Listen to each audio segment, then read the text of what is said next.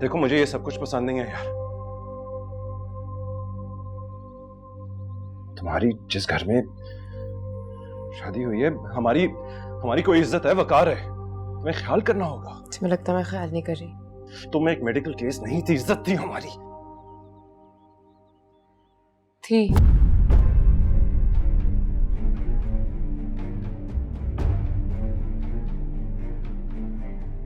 थी से क्या मुराद है?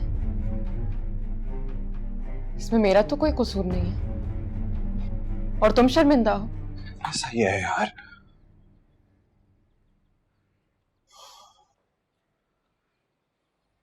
तुम जानती हो ये दुनिया कैसी है और कैसे सोचती है। मुझे इसकी कोई परवाह नहीं है कि दुनिया क्या सोचती है। मुझे सिर्फ ये पता करना है कि तुम क्या सोचते हो। और शर्म उनको आनी चाहिए जिन्होंने मेरे साथ ये ज्यादती की। उनको भी आनी चाहिए जिन्होंने मुझे उनके हवाले किया। प्रूव कर लोगी तुम यार, अगर वो सामने आ भी जाए। इज्जत उनकी नहीं गई, इज्जत तुम्हारी गई है। पूरी दुनिया मुड़ के तुम्हारी सूरत देखेगी, उनकी नहीं। हम सब बदनाम होंगे। मुझे लगा था तुम मेरे साथ हो।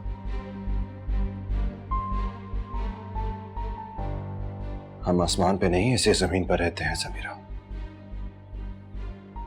और ये दुनिया मैंने नहीं बनाई, ये दुनिया ऐसी है।